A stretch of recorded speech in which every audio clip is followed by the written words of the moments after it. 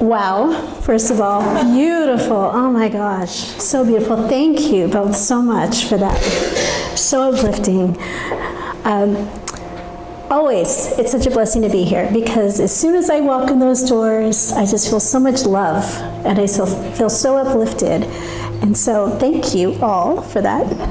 I'm so grateful. So today we're going to be talking about within and without. So finding peace and connection. And I feel like this talk has been shifting and changing this whole time, so we'll see how this goes. We'll learn together.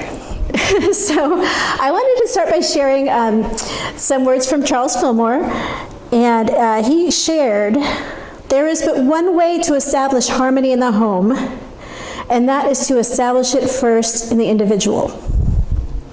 It is the law of spirit that we must be that which we would draw to us. If we would draw to us love, we must be love. Be loving and kind.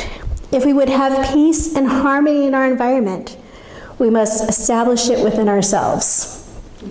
Simple, right? Just I'm peaceful now, so. So I wanted to share some tools that I have learned since I've been in Unity that have really helped to shift that energy so that I feel so much more peaceful and I can hold it for longer. I'm not perfect. I feel like it's a lifelong journey. But these are really powerful. So I want to share and just, see how you feel about it.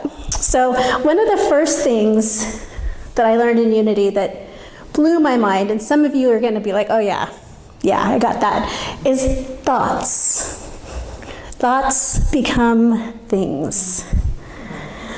Thoughts create our experience, right? Those things that we think and we believe, they affect how we see our life. And we can get stuck in a lot of things, especially as we're talking about right now, there's so much going on. And there's some fears and some doubts. And we can really get wrapped up in that. It's really easy. I know I've caught myself a few times recently. And we also have a choice. What are we going to focus on today? Am I going to sit in the fear and the doubts? Or am I going to sit in meditation? Am I going to sit and take a moment in prayer? Am I going to affirm that I am God in expression? We are God in expression. And regardless of what is seemingly outside here, we are still this. We are still divine. And we still have the power to create our lives, to choose who we want to be in this world. We have so many thoughts about ourselves that come from our whole lives. We grow up in this world, we have experiences, and we have successes and challenges, and we have people who might not quite get us, who tell us things that maybe aren't true. But as we're growing up, we take those things in, and we start to believe it. So when we're in our lives, just experiencing, just living, these things will pop up sometimes. Just a little, I don't know if I'm good enough for that, or oof, I messed up, oof, I always mess up, right? I'm no good at that, I'm no good at this. These little thoughts pop in, and if we aren't aware, next thing you know, we're in a spiral. And we are down, and we're beating ourselves up, and we're depressed, we're anxious, and we're just hopeless. And these thoughts are kind of where our power is, because when we start noticing them, when we start being aware, we can make a choice. We can go, oh, I messed up again. Well, I'm doing my best, and I'm learning every day. Right? We can start to go within and go, where does that belief come from? So powerful. If you've ever done the Q Effect workshop, it's amazing because you go into those feelings and those beliefs. and you go, where did that come from? Why do I think I'm not good enough? And you go into the feelings and you go into the history of it and you start to heal it. And we can do that without, the Q workshop is amazing if you get a chance. And we also have the opportunity every day to go, wow, why do I think that about myself? Whose voice is that in my head right now? And we might want to start just by saying no. And eventually start going to, I am enough. I got this.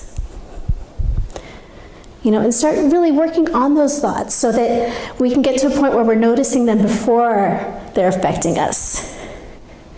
It might start out that you only notice them when you're in your spiral and you're stuck and you can't get out. That's when you notice, wow, what have I been thinking about? What's feeding this?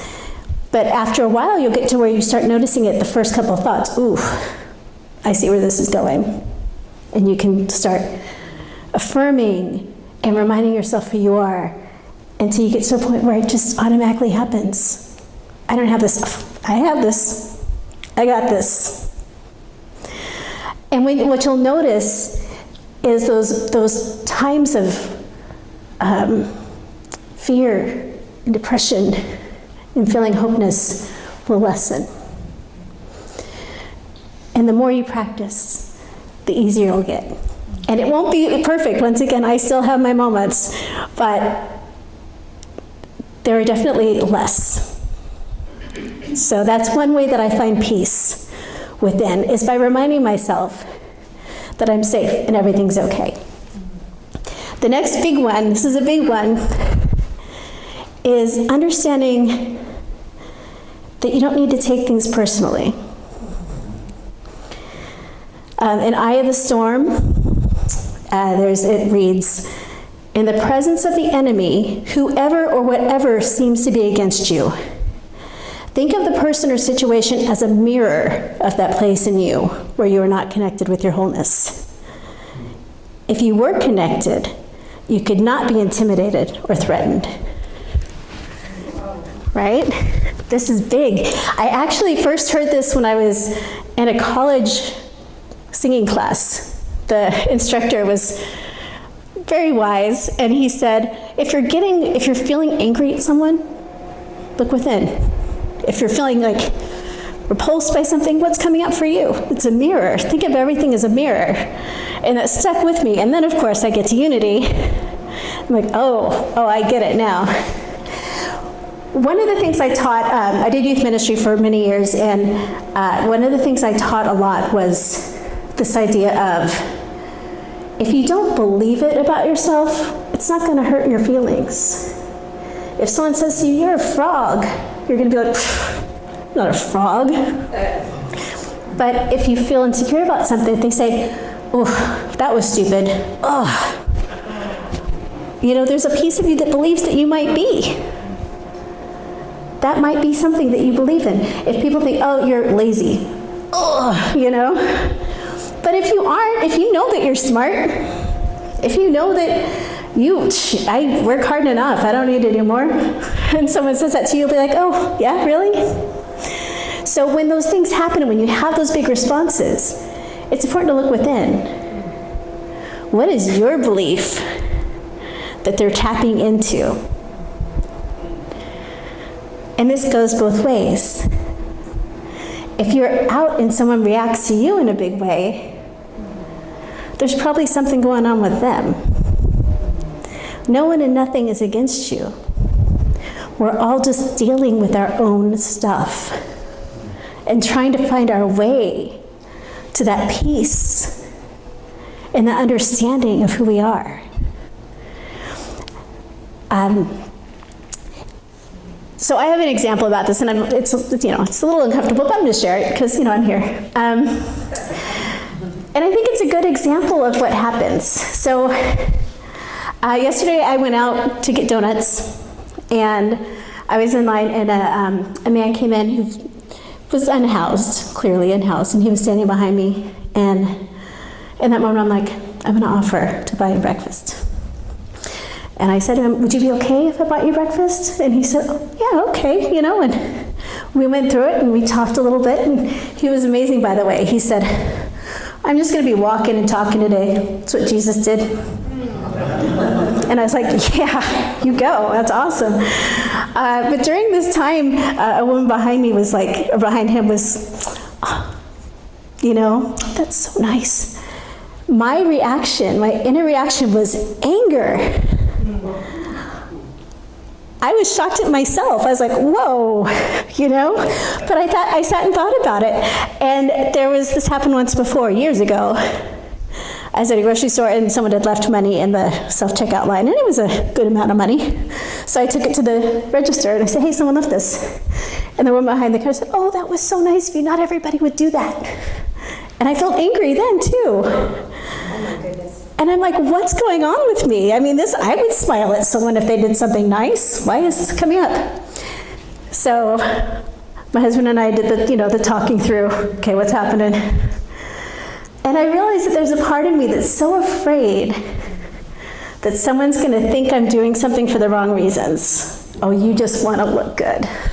You're just being nice, so people think better of you. And I don't know where that came from. I'm sure somewhere in my life, either I did something to look good and I felt guilty about it, or someone thought I had. But in that moment when they're going, oh, good job, I'm like, oh, don't tell me that. How dare you? And it doesn't make any sense, but it's true. That was my reaction. And looking back, I'm like, I hope my face did not say, because it had nothing to do with the woman and everything to do with me. So when we're in those situations and we see something and someone reacts badly, it's not about us. And it gives us an opportunity to be compassionate and say, ooh, there's something going on with them. That's not about me. I don't have to carry this. Because have we ever had that moment when someone just looks at us in a certain way and we're like, oh, they're mad. They hate me, They hate me, oh. And then you find out, oh no, I was just thinking about paying a bill. I forgot. It's never about our stuff. If we do something that we don't feel right about, absolutely take responsibility and apologize. And still, they have to do their own work, and we have to do our own work. Nobody can tell us what our beliefs are and what we're holding on to. So when we go out into the world and we have these moments, either within ourselves or when we see it in others, it's important for us to take a breath and go, okay, nothing and no one is against me. You can have compassion for this person while they're having a bad day. Some of you know I worked at Starbucks for about a year, a few years ago. There's some people having some bad days at Starbucks. But knowing that made it so much easier for me to be there and go, oh, yeah, let me get that fixed for you. And not go, oh, they're mad at me, how dare they, Because I understood. Something they're rushing, something's happening, it's not about me. And that one teaching has brought me so much peace. It's both, once again, both within and without, because it gives me a chance to look at my stuff and go, what's the belief I have and how can I heal this? And it gives me compassion for others. So that was huge for me. And then, of course, the third. It's funny that we had the daily word that was look forward, because a big part of mine today is live in the now. And I thought, I guess you could do both. Stay focused, but be here. So being in the now. We hear that a lot, yeah. And it seems like a simple idea, but we have stuff that we're holding on to from the past, doubts, fears, regrets. And then we have stuff coming up in front of us that could be scary. We don't know what's going to happen. What if? So we have this balance between like, oh, I hated that I did that 5 years ago or whatever. And then, oh, I have another opportunity. I'm scared that this isn't going to work out. But our power isn't in the past. We can't change it. And our power is in the future because we don't know what's coming. Our only power is now. So remembering to come back to that space when you're feeling depressed or anxious, come back to what's happening now. A funny tool that I like to use, but it really works for me, is when I'm feeling scattered or like all over the place, I like to go, okay, what does my right little toe feel like? I can feel it in your shoe. You don't really usually pay attention to that, right? What does my left elbow feel like? And just do that until I feel myself coming back into my body. Out of here, into my body. And it works really well for me, just to like think about, what am I feeling? Another one that I hear a lot is your senses. What do you smell right now? What do you hear right now? What do you taste right now? What do you see right now? And it's that thinking, and it brings you into now. One of my favorite meditations is just to sit and notice. Close your eyes, but notice everything around you. And time passes really quickly, and you're so present, because you're just like, I'm here. And it's calming. You aren't thinking about the what ifs and the, all of that. You're just in the now. And another tool, sorry, I have lots of tools today, that I love to do too, is this came from a book, and I can't remember the name of it, but the woman said, look at something, like look at the candle, and now see it through your eyes. Does that like do anything for anyone else? It's like you feel like you're not just looking at it, you're like looking at it. And that's another way I pull myself back into my body and into this present moment. So these are 3 of the most powerful tools I've had to create peace within. So now let's look at peace and connection. I read a quote recently. It's not a new quote, but it's community is the antidote to despair. And I feel like we all have had that experience. We've had the last few years where we had time where we couldn't see community and where we couldn't connect. And then there was time when we were afraid to connect. A lot of us, not all of us maybe, but there's that social anxiety because we haven't been with people. And now I feel like we're almost getting back to normal, right? I feel like that there's so many more opportunities to connect and be in community. And community makes a difference because when we're sitting around with our stuff, just holding it, it can get really heavy. And finding people who see you and who hear you and who you can share that with and grow with is huge. It's huge. I have been so blessed to have my home church community, to have you here, who I'm getting to know really well, and to have people in my life that I can just, just share it all. And it helps. We get there. One of my kids is a transgender, and they struggled a lot, especially during COVID, because they're in this space, they don't really know where they belong, who they are, they're figuring all this out. And then they found an online support group. It was like night and day, because they had people that they could talk to. And now that support group is in person, and they have this incredible group of friends. And to see the difference in them from going from that space of like just hopelessness and sadness and to, I'm gonna go out with my friends. It's amazing. And I truly believe that this is so important for us to remember, to look for our people. Find the people that when we're with them, we feel uplifted. We feel excited. And don't think it has to look like any one thing. I have friends who love to connect over internet, and they feel connected. That's their group. and people who need to be in person. And that's great too. People who do book clubs. Just knowing that that community is so important for our mental health, our physical health, getting out, seeing people, and also for that peace. For allowing us time to be with other people and not just be in our little cocoon. It's all part of that practice of being present to the good in all the different situations.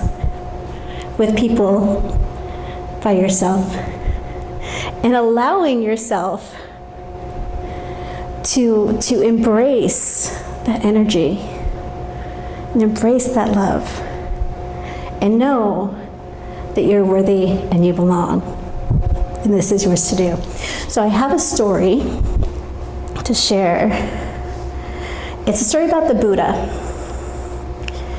So one day, technology. So one day, Ananda and the Buddha were sitting alone on a hill together, overlooking the plains of the Ganges. Having served as Buddha's attendant for many years, Ananda often shared his reflections and insights with him. This afternoon, Ananda spoke, "Dear respected teacher," and he was all proud of himself.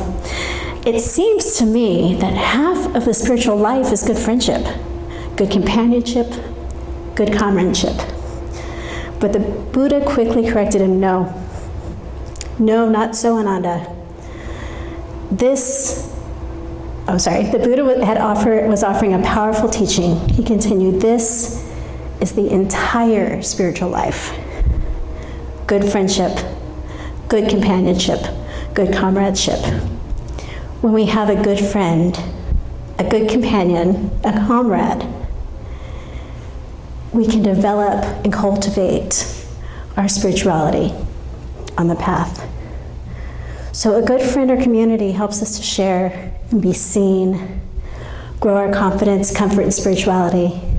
And when we practice peace, and when we practice awareness of others and of ourselves, even in those moments where we feel discomfort, we can find that peace again and share that with people around us. So I just wish you all so much joy and love and peace.